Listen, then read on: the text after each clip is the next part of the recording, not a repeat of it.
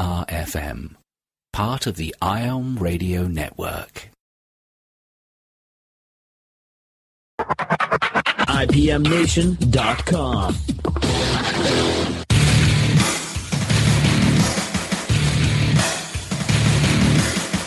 Welcome, everybody. Matt Connarton Unleashed is on. We are on the air a little after 11 p.m. in the Eastern Time Zone on December 15th, 2015.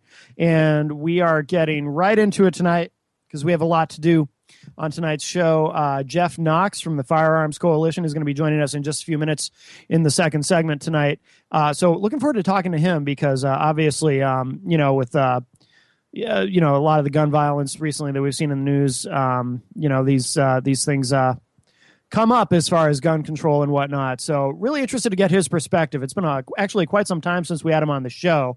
So we'll do that. And of course, I do want to, in a moment, to get to some debate analysis because we just got done watching the I missed the closing statements because I had to get on the air.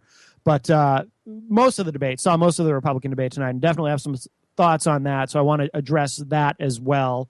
So we have a packed show. By the way, I want to remind everybody, last night on the show, on IPM Nation, we had a couple of great guests. Rob Arnaudin from the Rob and Slim Show joined us, and then author Emor David from Nigeria was on with us, and you can find that, of course, on IPMNation.com on the Unleashed page. We do archive the shows there as we are on IPM Nation 1 5 nights a week at 11 p.m. Eastern. And, of course, every Tuesday and Thursday night, just as we are now, we also have the honor and privilege of being carried on OTR FM, the premium channel on OMTimes Radio, and very happy about that. So happy to have you all with us tonight, wherever you're listening from.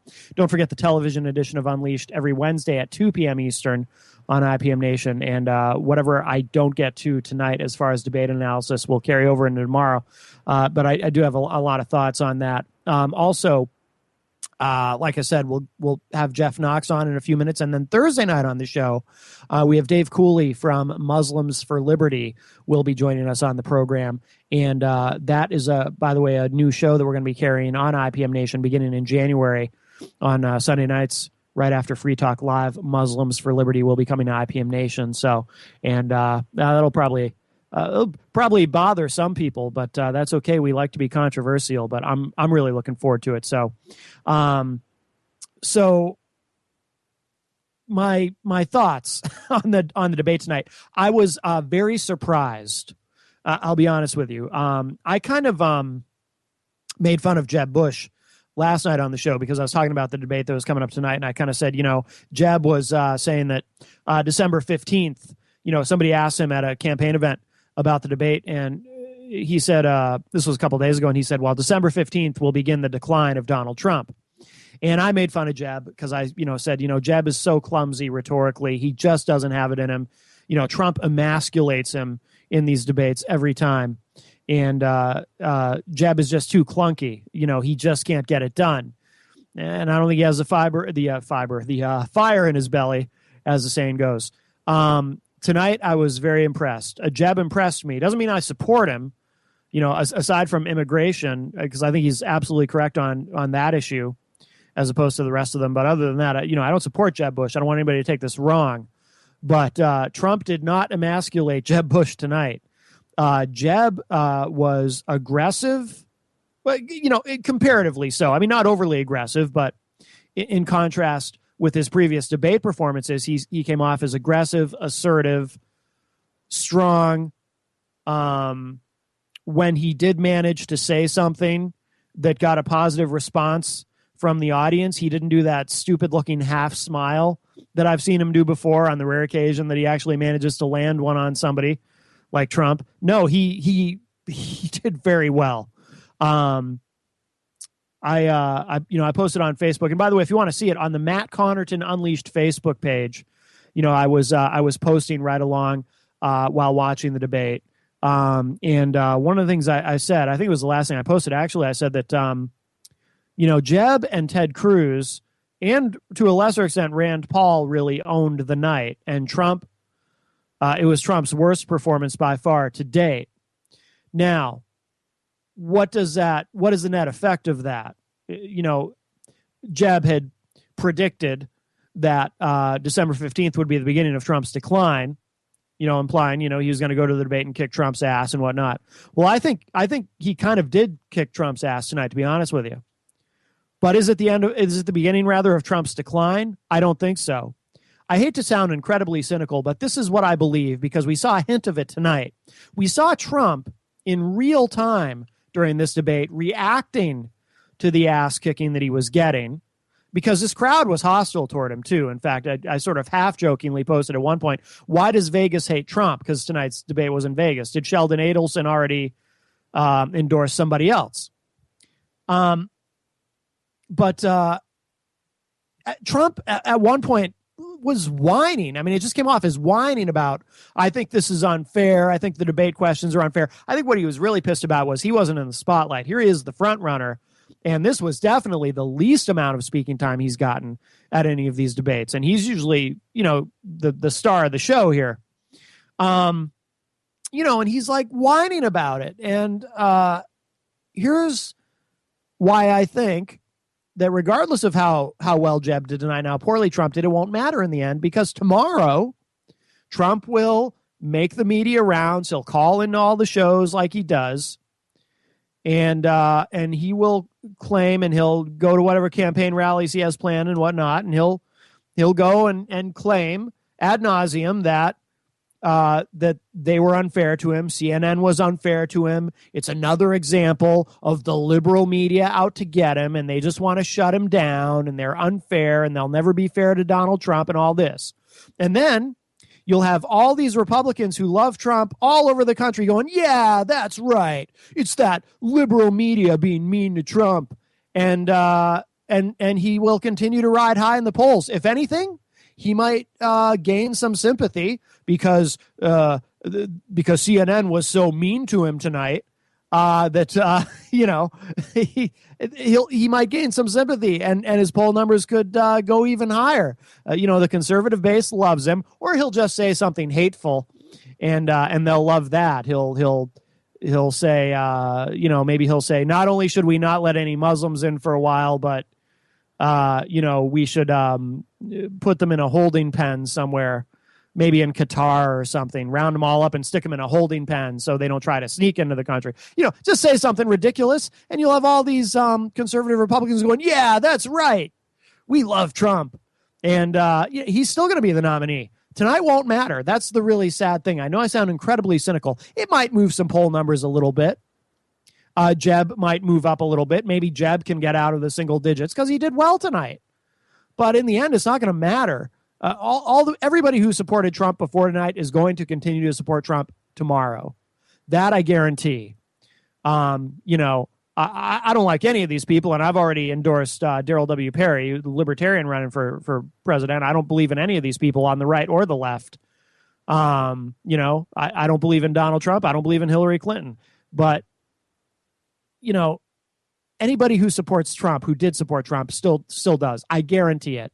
I mean, I haven't looked because I had to get on to do the show, but I'm sure that right now Facebook is riddled with Trump apologists talking about how Trump actually did well, trying to spin it somehow that he did better than he actually did, or that Jeb was somehow being unfair to Trump with some of Jeb's criticism of him or taking cheap shots or something, which I don't think he did.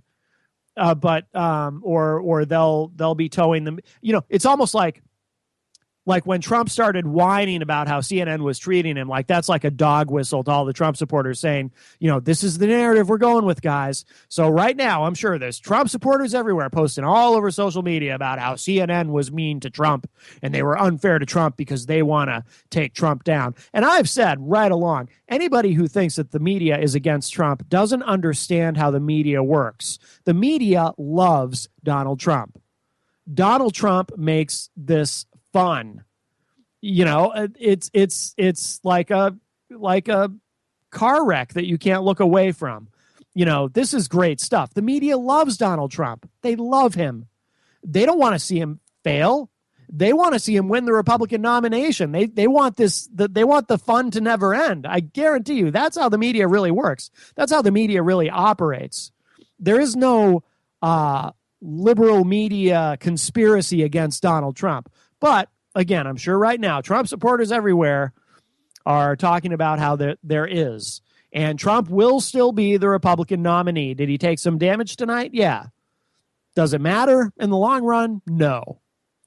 I'll be very interested to see what poll numbers look like tomorrow. I'm sure there will be polls that show that Jeb has moved up, but Trump didn't really lose much of anything tonight. Ted Cruz, I thought, sounded reasonable on several occasions during the debate. And anyone who's heard me discuss Ted Cruz in the past know that I don't like Ted Cruz, and I think there are things about him that are dangerous. And he's much, much too conservative for me, for someone like me. But he did okay tonight and sounded reasonable. And Rand Paul, when discussing foreign policy, something we learned about Rand Paul tonight, he is opposed to starting World War III. Rand Paul opposes nuclear Armageddon, which is very comforting. And, I'm being flippant about it, but the reality is any of these other people, I think, have no problem getting us into World War III. They have no problem. They talk so tough when talking about the Russians. Carly Fiorina is the scariest of the bunch in that regard. And Rand Paul is like, hey, maybe we ought to exercise a little caution here. And I'm sure there are conservatives who think, oh, Rand Paul is weak. He's weak on defense and whatnot. No, Rand Paul is something called reasonable. And I like that. I want a president who's not dangerous. We'll be right back, and Jeff Knox will be joining us, so don't go away.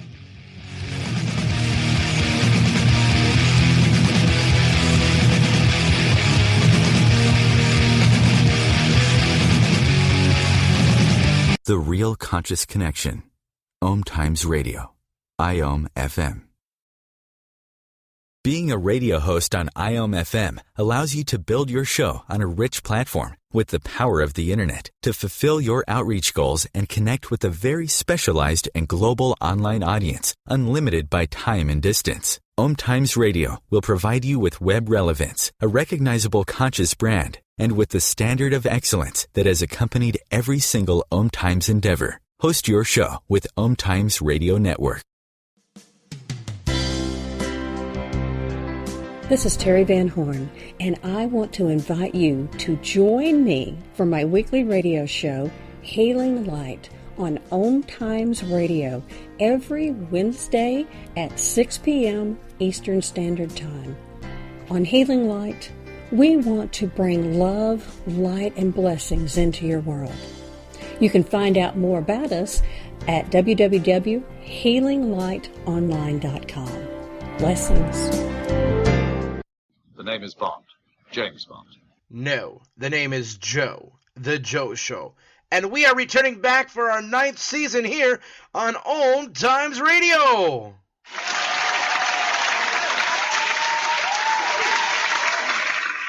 So tune in every Wednesday night, 9 p.m. Eastern, 6 p.m. Pacific, on OMTimes.com/mobile. You can take us wherever you go. Yeah! Are you trying to get from point A to point B and need a little advice? Connect with the counselors at OMTimes Advisors. Whether you're looking for a life coach or a spiritual intuitive, the advisors participating at advisors.omtimes.com were carefully chosen based on their gifts, skills, and professionalism. OMTimes Advisors, connecting you with the best advisors in the business.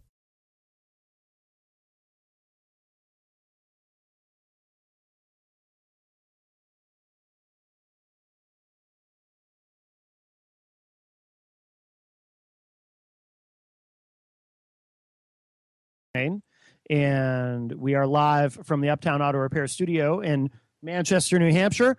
And before we go any further, let's introduce our guest joining us via Skype. Jeff Knox is with us from the Firearms Coalition. Jeff, how are you? I'm great, Matthew. Glad to be with you again. Yeah, it's nice to talk to you. It's been quite a while, actually. We had you on the show, I think it was still last winter when we had you on, maybe February or March. So, well, now that I come to think of it, I'm offended that you haven't had me in so long. Well, I might just hang up and walk out, drop the mic, and stop. No, it's Coach really good to Scott. be back, and let's talk. We're almost at the end of the year, and I know. lots to talk about. There is. Did you watch the debate tonight? No, I don't blame you. I honestly, tomorrow is a deadline day for me, and I was working on a column, and the entire debate completely skipped my mind. I do have a question for people who did watch it. The Bloomberg's people were pushing an email campaign to try and get CNN to ask the candidates whether they supported giving guns to terrorists. And I'm wondering if anybody actually asked that question. That's the only question I would have cared to have seen. Well, I did watch the debate, and the only thing I can think of that came close to that was, the question did come up about, and it all gets very confusing with the Middle East, but, Rand Paul always makes the point that, we have a history of arming people who eventually become our enemies, or we give arms to people who eventually give those arms to other people who are our enemies and so forth. But but I didn't hear anything specifically about arming terrorists. No. Well, they're pushing this whole idea of putting the no-fly list into NICS and putting the secret, nobody knows who's on it, terrorist watch list into the NICS database, which is the National Instant Check System that would deny anyone who might be on one of these lists from purchasing a firearm from a dealer. And of course, like most gun control, it sounds reasonable. Why would you want to sell a gun to a terrorist? But then if you just take a step back and remember that this administration has suggested that anybody who's a libertarian, anti-abortion, pro-gun, supported Ron Paul for president, pretty much anybody who doesn't drive a Prius with an Obama sticker on it is a potential suspected terrorist, and is worthy of additional scrutiny and caution by law enforcement. I mean, they've sent out bulletins to law enforcement saying, if you stop a car that has a Ron Paul bumper sticker on it, approach with caution because this is potentially a terrorist. And when you recognize that this administration looks at us that way, how on earth do you think I'm going to cede my right to a firearm to these people who think I'm terrorists just because they decide to put my name on a list? I mean, Ted Kennedy was on the no-fly list 3 or 4 different times. So, and they never did figure out what that was. But just the fact that he was there, even if it was some evil little Republican minion in some agency that kept slipping his name back into it, the fact that somebody could do that to a United States senator, the fact that they could get their records confused for a United States senator and deny him access to civil aviation or commercial aviation is absolutely crazy and scary. Anyway, I was just wondering if the Bloomies had gotten their point. They usually don't, because the only thing that Bloomberg has to offer to the debate is a lot of money. And he doesn't own CNN, and so far as I know, isn't paying the CNN hosts. So perhaps they just aren't up with his agenda yet. He'll have to spread out a little more money. There was a story the other day about a baby ending up on the no-fly list. They wouldn't let you might have seen this. They wouldn't let these parents on board with their kid because the child's name somehow ended up on the no-fly list. It's just bizarre. Right. Well, I was at Dulles International Airport one time, and there was a federal marshal who was transporting a prisoner, and he was armed. He had all of the paperwork for his firearm that he was going to carry on the plane with his dangerous prisoner. And they take them through a special check-through process. And I believe that he had to keep the firearm in a case as he was going through the quote-unquote sterile portion of the airport until he got on board the aircraft, which is, again, a crazy bit of business that they do to pilots and the air marshals. Oh. But this particular marshal or police officer, as he was going through security after he had checked his gun through and all of that, they stopped him because he had a pocket knife, and they took the pocket knife away from him. So, there's not a lot of sense engaged in these bureaucracies. So, no, I'm not going to give authority over my rights to these mind-numb bureaucrats and minions. It's just not going to happen. But at any rate, it makes for interesting conversation, and we endeavor to persevere. Let me ask you, so the way it works currently, if you fail the background check, you are, as it stands now, are you allowed to be told why? No. Okay. And with the no-fly list, you don't know either, right? So no, but you are a criminal if you attempt to purchase a firearm and your name is on NICS. It is a federal felony to attempt to purchase a firearm if you're a prohibited person. And I don't know exactly what technicality they're trying to use to get around, because it's also a federal felony for the FBI, who manages the NICS program, or the BATF, the Bureau of Alcohol, Tobacco, Firearms, and Explosives. It's illegal for them to use the information that's collected on the 4473, the form that you fill out when you purchase a firearm and that gets submitted to the NICS system. It is illegal for them to use that for any other purpose than verifying through the NICS system. So the question is raised. They're saying that 2,000 terrorists, people on the terrorist watch list, purchased firearms over the last 10 years or something. But there's no way that they could know that unless they illegally used the information that they were collecting off of the 4473. Okay. So it, well, they're already illegally doing this. If they can present data that says that this many people on the terrorist watch list bought guns, then the only way they could know that is by them breaking the law to get that information. So I'm going to trust them to not break the law with my other information. Again, it's crazy. It's absolutely crazy.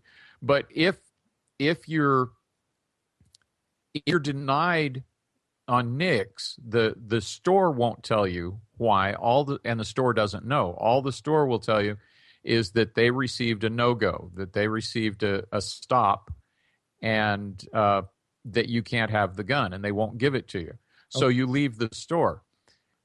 The way it works from there is that once there's a no-go, that information is transmitted over to the NICS fail division. The NICS fail division looks at it and says, is this guy a criminal? Did somebody make a mistake? 25% of them are turned back around and they say, oops, it wasn't supposed to be a fail. Give the guy a gun if he comes back.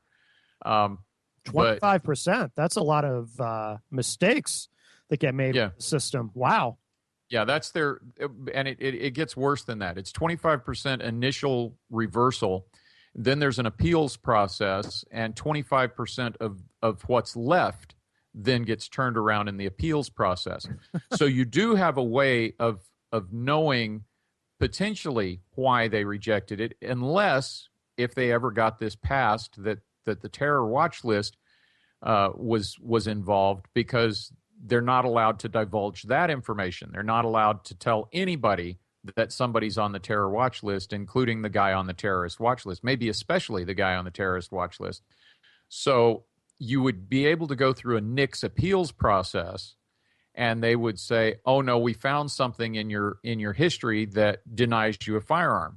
Well, if I'm not a convicted felon, if I'm not a fugitive from justice, if I'm not an illegal alien, if I'm not a domestic violence convictee, if I'm not under warrants or what's the others? Anyway, if I'm not in jail, these several conditions, 7 or 9 different things that are prohibiting factors, and if I don't have any of those prohibiting factors, and they still tell me no, well, pretty much the only option is that either there's a really big mistake or I'm on the terrorist watch list, and they would leave it up to me to maybe figure that out. But yeah, it's a crazy, stupid idea. The one of the things that really bothers me is in the polls and newspaper polls and things, they always ask, should people on the terrorist watch list be allowed to buy a gun?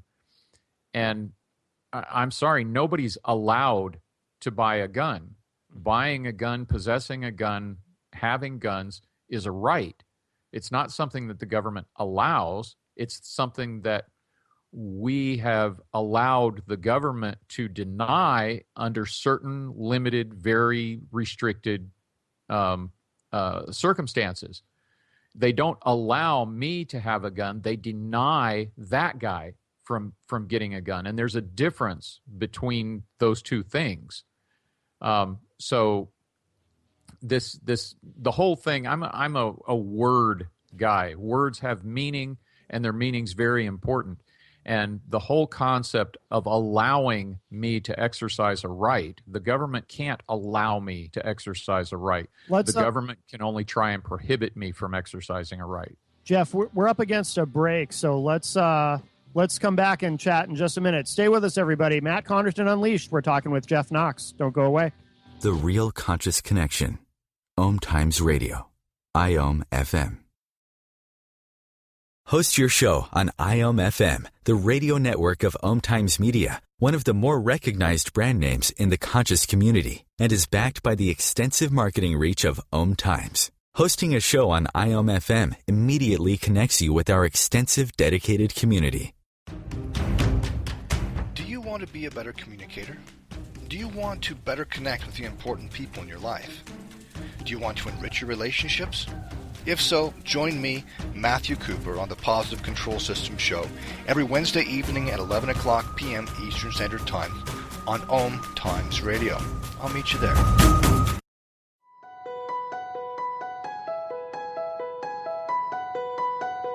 Hello, I'm Miriam Knight of New Consciousness Review, inviting you to my new show where I interview the rising stars of the conscious awakening. We'll explore the many faces of consciousness in action and intriguing perspectives on life, the universe, and everything in between. Join us each Wednesday at 2 p.m. Eastern on the Rising Stars Show.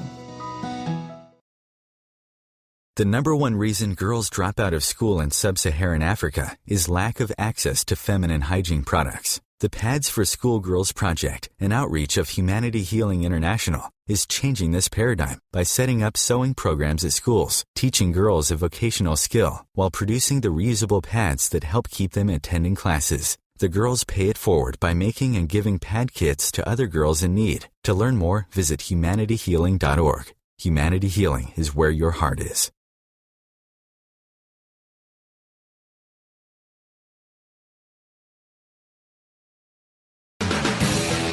Welcome back, everybody. Matt Connarton Unleashed. We are live tonight on IPM Nation 1 and OTR FM. We're talking with Jeff Knox from the Firearms Coalition. And by the way, if anyone has a question or a comment or anything at all, we do have a phone line open at 617-417-4IPM. That's IPM as in IPM Nation. 617-417-4IPM or 4476 if you prefer.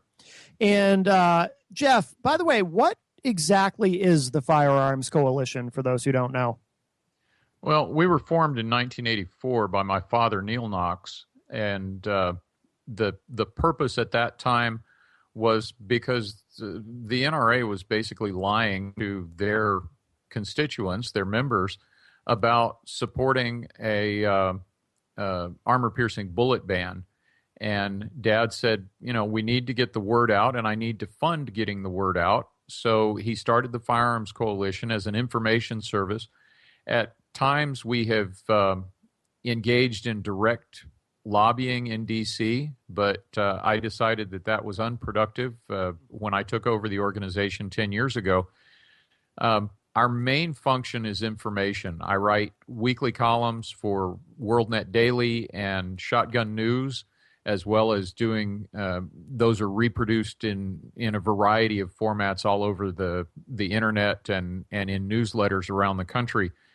To give a different take on what's happening in the news and how it impacts your gun rights. We also work very closely with dozens of grassroots rights organizations around the country. We are a coalition of individuals and organizations that one of the things that we try to do is not only make state grassroots organizations more effective as they're doing their work in state capitals, but we give them a voice at the national level. We help to coordinate campaigns where these grassroots leaders from around the country can come together and join in as a single voice to their representatives in Washington to let them know that the grassroots gun rights movement supports or opposes a particular direction. And we do that from our website at firearmscoalition.org, firearmscoalition.org. I also run gunvoter.org, which is an information service. It's a forum site. Invite anybody to visit Gunvoter. There's no space, just gunvoter.org, and join in the conversation. We post information about candidates and campaigns. It's just starting to fire up for the 2016 campaigns, and anybody from political campaigns or political watchers or just people trying to find out, well, where does this guy stand on guns or where does this guy stand on anything? Gunvoter.org is a resource for doing that, and we invite folks to come around. If you'd like to see what I write about, WND.com, WorldNet Daily, WND.com, /author/JKNOX is my page on WND, and you can see everything I've written for the last, I don't know, I've written for WND for 5 or 6 or 8 years. It's been a while, and there's a lot of information out there, including my latest, Matt, which is what I consider the biggest threat to the conservative movement today, and that is this overheated, hyperbolic rhetoric that is being spoken by a lot of conservatives. I've seen this before, and the last time I saw it get this heated was back in 1994-95, and the upshot of that was that Timothy McVeigh blew up the federal building in Oklahoma City, yes, and the conservative movement tanked. And the militia movement evaporated, the patriot movement evaporated to all extent and purposes, and everybody on the far right ran away like they were on fire. I think that's the assault weapons ban, or was that before that? That was right after the assault weapons ban. The assault weapons ban helped the conservatives take power in Washington in 1994. And so this extremely unpopular president had just been slapped hard by a turnover in Congress, both houses of Congress. And somehow 2 years later, he was able to get reelected. And a big part of that somehow was that the conservative movement was completely gutted by the act of Timothy McVeigh and Terry Nichols. And it's my greatest fear right now is that's where we could end up. Tell me about that. Is it the sort of extreme anti-Muslim rhetoric that you think is doing harm, or what is it when you talk about the rhetoric being overheated and hyperbolic? Absolutely, the anti-Muslim approach. People argue that it's getting to the point where what people are saying about Muslims reminds me of what was being said in Germany about Jews, what was being said in the United States back in our earlier days about Indians. The only good Indian is a dead Indian. And we've been hearing that kind of thing about Muslims. And granted, the Muslim religion is more of a theocracy than a religion, in my opinion. I have friends who are Muslims. I have debated this and discussed this in depth with people, but realistically, they're just people, just like we're people. And anybody who is demonizing them and taking away their humanity with derisive terminology or painting all Muslims with this broad brush is feeding what the left likes to call Islamophobia. And of course, one of the problems is just like the backlash that comes from the way the media and the politicians handle black on white crime as compared to black on black crime or white on black crime, that those distinctions, injustice and inequality, is seen clearly by people who consider themselves part of the victim class. And in this case, it's Christians and white folks that are looking and saying, we're the victims of this imbalance. And so you get that backlash coming back. And it's accelerating. The Republican presidential candidates are jumping on the bandwagon to a degree. Oh yeah. And it's harmful. It's harmful to the overall movement. The distinction, and I'm sorry, once I get started, it's hard to stop me, Matt. But that's okay. We have a few minutes. One of the things that they've been doing lately is they've been showing clips of George W. Bush and Ronald Reagan talking about the distinction between radical Muslim terrorists and Muslims in general, and trying to soften that whole thing, saying, look, don't blame every Muslim for the act of this crazy guy or these crazy people. Muslims are just people, and they're not looking to support or encourage this terrorism. And they used to really make an effort to make that distinction. On the other hand, the Obama administration and the current progressive approach that follows the Obama administration's lead is that to attach Muslim or Islam to any of the terrorist acts that we're seeing, even calling them terrorist acts, is a stretch for them. Right. They hide it completely, and that is inequity. That's imbalance. That's causes that backlash from this side, because we can look and we can see, no, those guys are Muslim terrorists, right? And you're not saying it, and by not saying it and making the distinction, he's feeding this whole misappropriation and the derogatory terminology and the blaming everyone for the acts of these people. And I'm terribly fearful that someone who's on the edge is going to hear this and decide that it's time to do something about it and take some action that is going to undermine the conservative movement in a big way. And to me, it's really a scary situation. I assume you're not on board with Trump and the keep all the Muslims out and all that.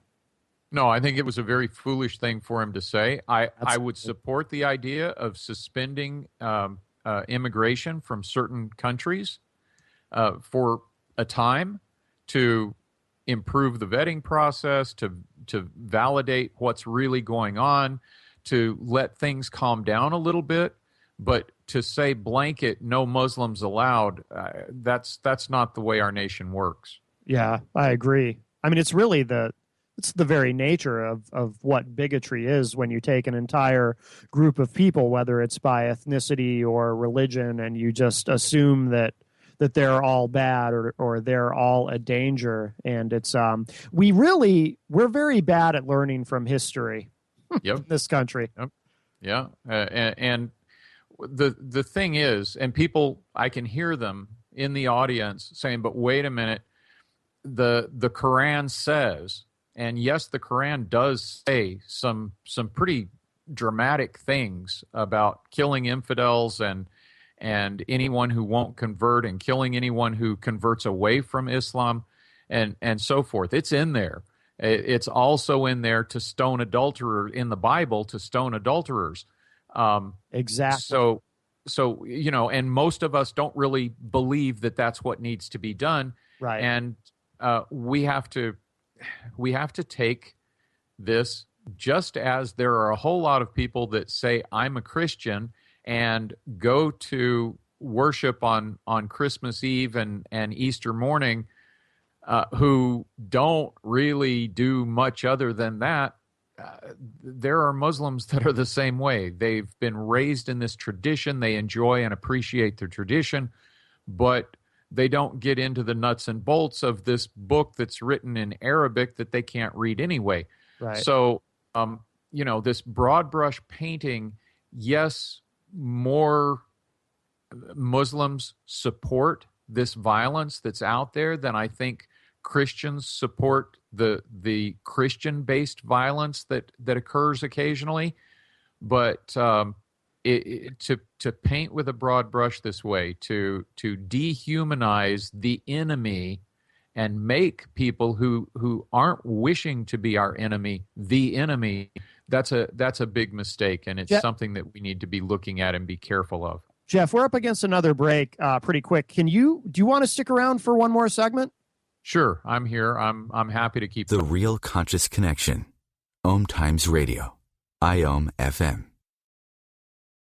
Being a radio host on IOM FM allows you to build your show on a rich platform with the power of the internet to fulfill your outreach goals and connect with a very specialized and global online audience, unlimited by time and distance. OMTimes Radio will provide you with web relevance, a recognizable conscious brand, and with the standard of excellence that has accompanied every single OMTimes endeavor. Host your show with OMTimes Radio Network.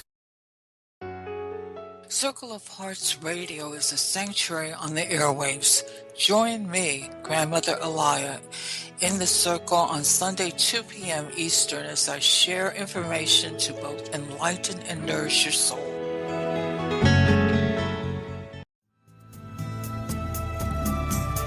Hello, I'm Sandy Sedgbeer, host of the Inspired Parenting radio show, where every week we bring you empowering information from the diverse fields of conscious parenting, education, neuroscience, consciousness, health, and metaphysics to support you in nurturing the best in your children. So if you're interested in understanding what shapes your children's minds, spirits, and hearts, join me every Thursday at 4 p.m. Pacific Time, 7 p.m. Eastern Time, and prepare to be inspired. The number one reason girls drop out of school in sub-Saharan Africa is lack of access to feminine hygiene products. The Pads for Schoolgirls Project, an outreach of Humanity Healing International, is changing this paradigm by setting up sewing programs at schools, teaching girls a vocational skill, while producing the reusable pads that help keep them attending classes. The girls pay it forward by making and giving pad kits to other girls in need. To learn more, visit humanityhealing.org. Humanity Healing is where your heart is.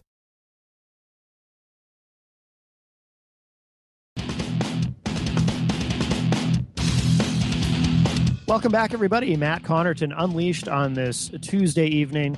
And Jeff Knox, our guest tonight, has agreed to stick with us for the closing segment tonight, which is great. It's an important conversation. I do want to remind everybody really quickly, too, don't forget the television edition of Unleashed, which will be tomorrow at 2 p.m. Eastern, as it is every Wednesday on IPM Nation. And I'll have some in-depth debate and analysis for you of tonight's Republican debate. Some pretty interesting things coming out of that. But Jeff Knox from the Firearms Coalition. And, Jeff, I definitely do want to have you on more often because, I find your perspective very interesting. And I can tell you, I did read your column on WorldNet Daily before the show tonight. It was the first one that popped up, the Will Terrorism Destroy the Conservative Movement, and very, very interesting. And I really appreciate your perspective as I find myself, having these discussions with people and trying to get them to understand that, I think that the more we sort of demonize and categorize all Muslims, the way that some conservatives will, as being prone to radicalization and whatnot, we really, not only does it sort of violate our own American values or what they're supposed to be, but I think it also actually has a blowback effect and encourages radicalization.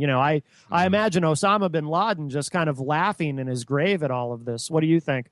No, I agree with you absolutely that it does, and it's not just the whole Islam thing. The part of it, I think, is the anonymity of the internet, but the real outside edge conservative movement, the re-burgeoning militia movement, the Threeper movement, those what some would call the fringe, but the very hard right have long said, and this is, I think, in part a response to what happened in '95 with Timothy McVeigh, that we can never fire the first shot. We must never fire the first shot. We must always stand ready in a defensive position. And I appreciate them taking that position, and I agree with it completely. Mm-hmm. We don't want to start a revolution. We don't want to start a civil war. The hard right conservatives, the gun rights activists, the constitutionalists, and so forth don't want to initiate this, but they've drawn a line in the sand and said, you guys have to stop here. You can't, cross this line. No more Wacos, no more free Wacos is something that's a popular phrase. Mm-hmm. And while that's all well and good, both sides in recent years have actively not only demonized or tried to demonize the Islam as the enemy, but they're also demonizing each other. These the phrases that people use, the libtards and the republicans or whatever, the nastiness that you see so frequently, not just in the comment section on the internet, but in articles and blogs. And it's actually, in my opinion, worse on the left than it is on the right, as far as mainstream so-called journalists and pundits using this extremist terminology. Look at what the New York Daily News has been doing to the NRA, painting the NRA as the blame for any shooting that occurs anywhere in the country, and blood on their hands and their jihad and so forth, and creating these ugly images. And then you get people who are supposedly mainstream intelligent people talking about how we need to kill all the NRA members. This kind of rhetoric, I can't say that it's new. There's nothing new in history. It happens over and over again, but we haven't seen it like this in a really long time in this country. I agree. And I think we're just in a dangerous place. And this is one of the reasons that this coming election is one of probably the most important that we've faced in 100 years. It really matters, and I'm not happy particularly with Donald Trump. He was in support of a variety of gun control proposals just a few years ago. Yeah, he used to be a Democrat, basically. Yeah, and he's he's a PR guy. He's learned how to play the media. He's very good at pandering to people who want to be pandered to. Mm-hmm. And so I'm all in favor of somebody looking at their past positions and saying, wow, I made a mistake on that, and changing their mind, especially when they're changing their mind to my position. Sure. But when it happens with someone as they decide they're going to run for office, be suspicious. I get suspicious. Yeah, absolutely. And so I'm not convinced about the Donald and his road to Damascus epiphany, and I'm not convinced that in a general election that the people of the United States would get behind him. And so I'm not sure. I look at the Republican field, and I'm not thrilled with any of them, actually. Yeah. There are things about every single one of these candidates that just, from either a philosophical position or from a practical, pragmatic, political position. You know, I've worked elections. I've run for office.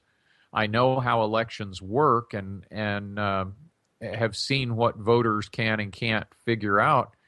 And so I wonder about electability and how it can work. But we've got a Supreme Court that's one vote away from being radicalized. And this next president, the odds are very, very high that in the next 4 years, at least one, probably two Supreme Court justices will resign, and we will get somebody new. And this next president is the person who's going to name those. That's really, really critically important for the future of our country. I do believe with the current trajectory that we on, this is my prediction, and I know it's extremely early to be predicting this, but I think Donald Trump will be the Republican nominee, and I think Hillary Clinton will be the next president. There's a lot of people who like what Trump's selling, and they're buying into it. And but I don't think he can win in the general election. I think Hillary will win, not because she will have beaten Trump, but because Trump will have beaten himself. Yeah, I expect a meltdown from Trump at some point in the not too distant future, and my prayer is that the meltdown occurs within the next month or two, right? Rather than certainly next October. You know, I really don't know. There's a lot about Ted Cruz that I really like. There's some things about him that I just don't. And I don't know that he could win a national election. I don't think so. I love Ben Carson, even though he's really good at sticking his foot in his mouth. I like Carly Fiorina. But I don't. I mean, is she presidential material? This is the thing. In the Republican lineup, there's nobody that stands out to me as this guy's presidential. Yeah. And you know, that's where we stand at this moment, and I'm not sure where it will go. Maybe the establishment Republicans and the right wing will come together around Marco Rubio, and depending on who his vice presidential pick would be, something like that, you know, a coalition. But I don't know. What I do know is that if Hillary Clinton is the president, we're in huge trouble. I cannot fathom why anyone is still supporting her for anything, for dog catcher. Right.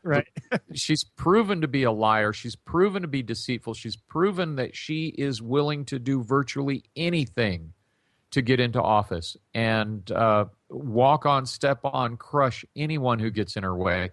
Yes. And, you know, that's, of course, I'm only saying that because I'm sexist. And that it's the only possible reason, you know. The fact that she's lied and lied and lied over and over again, obviously, and got caught and you know, pointed fingers when she gets caught. it's just that could have nothing to do with it. It's obviously only because I'm sexist and I don't like Barack Obama, obviously only because he's black. It's got nothing to do with his politics.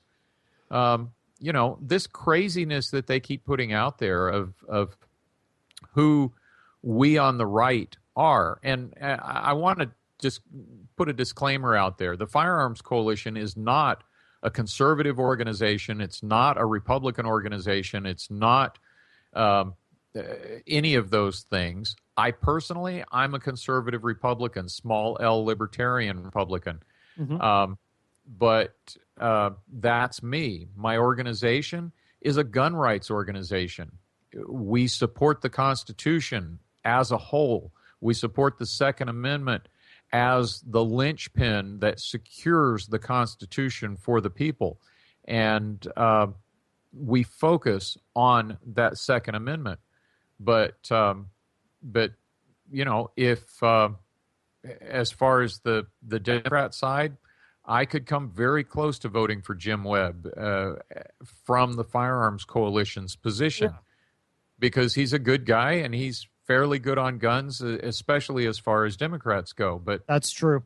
Guns have become a litmus test for both parties, and the Democrats are thankfully all in for their gun control project this term. And I am really hoping that the gun voters are going to stand up on their back legs and prove that the idea that the third rail of gun control doesn't exist is not a myth at all.